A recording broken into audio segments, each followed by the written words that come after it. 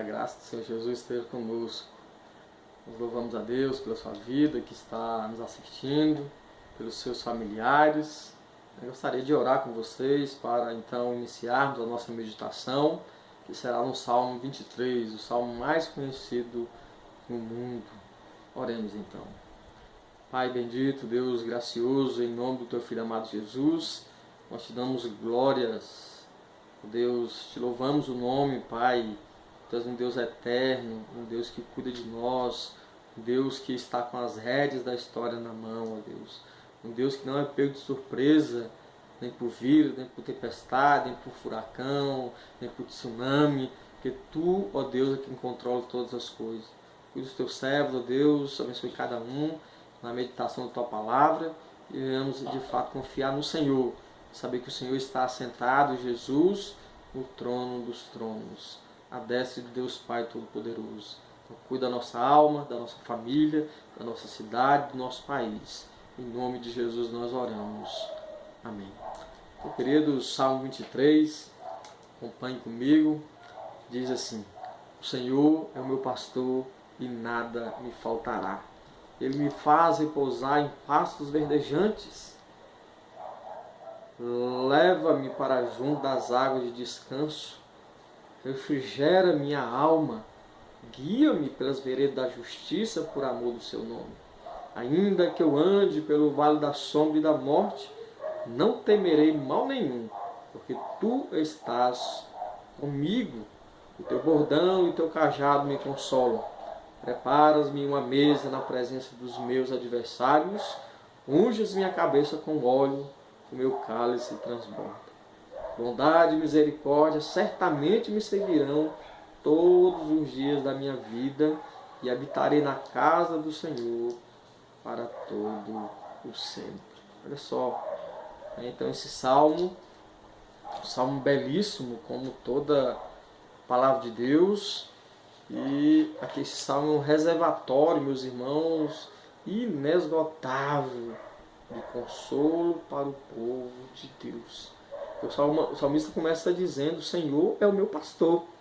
Então, é um privilégio, meus irmãos, sermos ovelhas de Jesus. É sobre isso que eu queria falar com vocês nesta noite. O privilégio de sermos ovelhas de Jesus. Você é ovelha de Jesus? Você já entregou sua vida nas mãos de Jesus? Você confia em Jesus? Ou você está sem saber para onde vai? Porque o cristão autêntico, ele sabe para onde vai.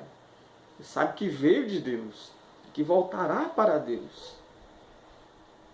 Porque Jesus é o nosso bom pastor. É o pastor divino. Ele é o bom pastor que dá sua vida pelas ovelhas. É o supremo pastor. É a porta das ovelhas. Ele ama as suas ovelhas. Ele cuida de nós. Nós somos as ovelhas de Jesus. Interessante que Jesus, ele deu a vida pelas suas ovelhas. Voltou para a casa do Pai para preparar lugar para aqueles que creem nele. Porque aqui, meus irmãos, estamos apenas de passagem. Não precisamos temer as intempéries da vida, coronavírus, Covid-19 e outras avalanches que passam pelo mundo.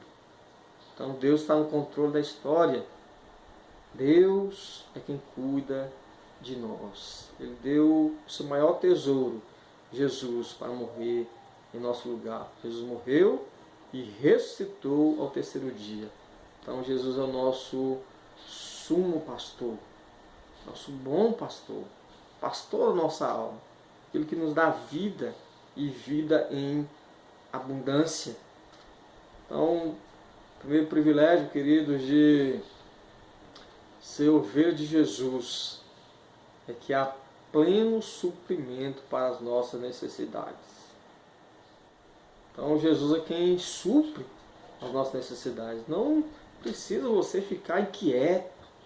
O próprio Jesus disse isso, nos evangelhos: não vos inquieteis com o dia de amanhã, o que vai suceder com vocês, o que vocês vão comer, vestir, beber. Ele diz claramente que o Senhor é meu pastor e nada me faltará. O salmista cria que Jesus era o seu pastor, você crê ou você está desesperado, com medo do futuro, com medo do que vai comer, onde vai trabalhar, se a empresa vai falir, vai ter que mudar de profissão, de casa, de repente até de cidade? Então o crente autêntico, ele confia no Senhor. Então você deve confiar no Senhor. Não ficar se baseando por aquilo que as pessoas dizem, mas sim na palavra de Deus. E a palavra de Deus ela diz claramente: o Senhor é meu pastor e nada me faltará. Né? E o salmista ele continua no verso 2 também. Diz: ele me faz repousar em pastos verdejantes. Então o bom pastor levava e leva as ovelhas para pastos verdes. É isso que Jesus faz conosco. Leve-me para junto das águas de descanso. Refrigera minha alma. Guia-me pelas veredas da justiça por amor do seu nome. Esse salmo, meus irmãos, que é o salmo mais conhecido do mundo, ele nos diz que Jesus é o nosso bom pastor. João capítulo 10, versículo 11 também ele diz isso: eu sou o bom pastor, e o bom pastor dá a vida para as suas ovelhas. Jesus morreu na cruz por nós. Então, que ele tinha de mais precioso, ele deu por nós, a sua vida. Ele morreu, mas ele ressuscitou, voltou para a destra de Deus Pai, está reinando com as rédeas da história nas mãos. Ele controla, ele governa. Então não precisa temer o mal. Então Jesus, como bom pastor, queridos, ele de fato morreu por nós, mas não ficou morto. Nós não servimos um Deus morto, mas um Deus vivo. E Jesus é grande pastor que vive pelas ovelhas. Jesus, queridos, ele de fato nos apacenta como sumo sacerdote da nossa alma. Muitas vezes estamos inquietos, sem saber o que fazer, para onde ir, a quem recorrer. Jesus diz: eu estou aqui. Ele diz: entra no teu quarto, fecha a porta, ora em secreto Deus irá te recompensar. Hoje nós paramos, meus irmãos, no dia 22 de março de 2020, o mundo parou, o Brasil parou para orar. Muitos jejuaram, clamando a Deus misericórdia. E Deus há de ouvir a sua igreja, há de ouvir o seu povo, há de ouvir você, meu irmão, minha irmã, quando você de fato aprender a orar como Jesus ensinou.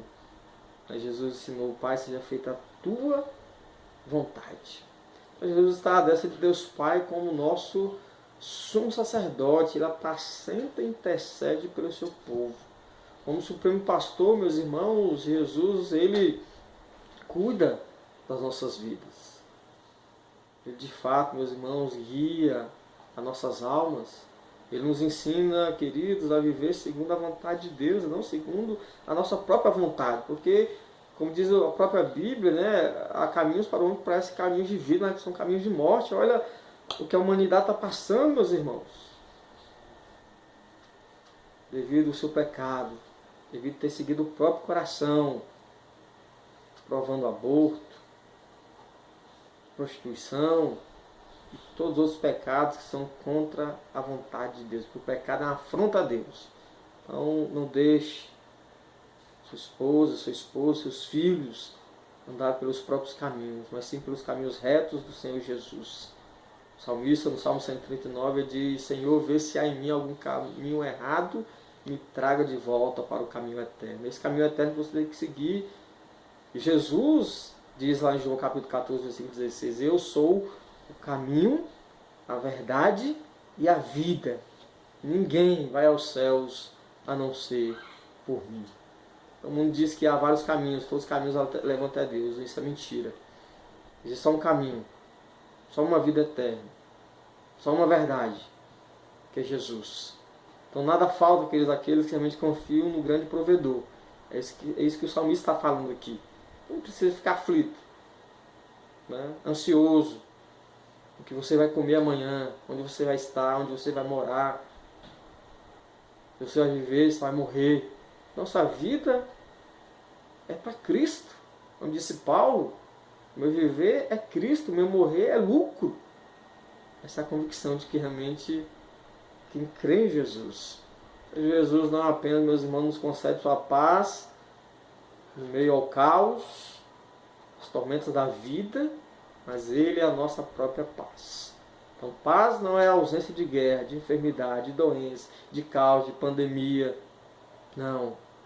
Paz é estar com Jesus. Então, aquele que está sentado no trono dos tronos, meus irmãos, tem controle de toda a história. Esse vírus não pegou Deus de surpresa, de forma alguma. Deus controla tudo. Deus, inclusive, envia muitas coisas para a humanidade acordar, para as pessoas acordarem, saber que Jesus está voltando. É um privilégio de ter a companhia de Jesus. No verso 4 e 5 nos falam, claramente: ainda que eu ande pelo vale da sombra e da morte, não temerei mal nenhum, porque tu estás comigo. Teu bordão e teu cajado me consolam. Preparas-me uma mesa na presença dos meus adversários, unges minha cabeça com óleo, o meu cálice transborda.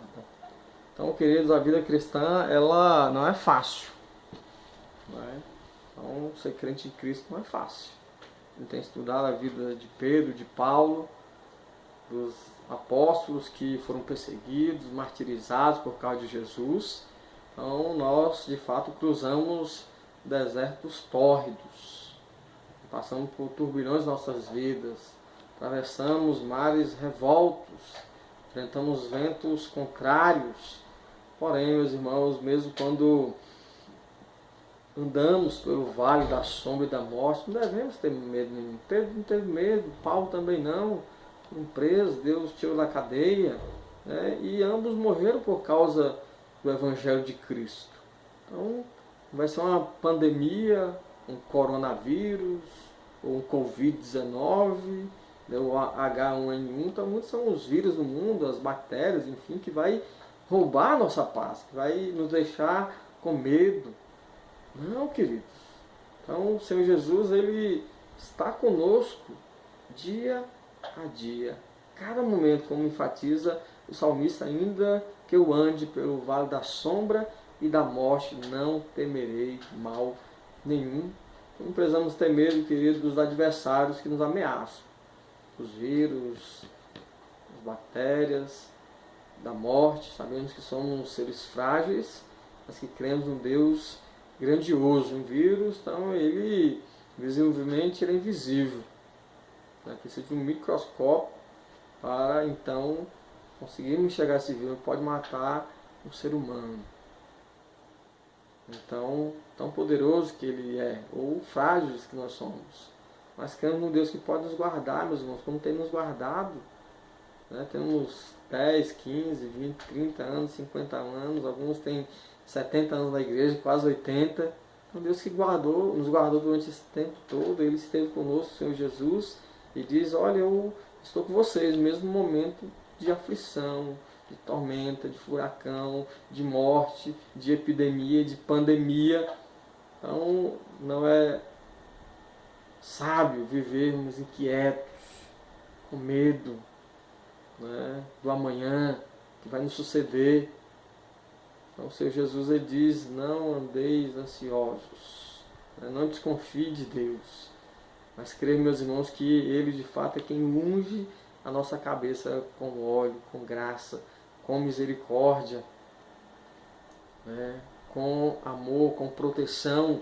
Então, o salmista diz ainda que eu ando pelo vale da sombra e da morte, não temerei mal nenhum, porque tu estás comigo, o teu bordão e o teu cajado me consolam. Então, o pastor, ele pega as ovelhas e conduz com o seu cajado.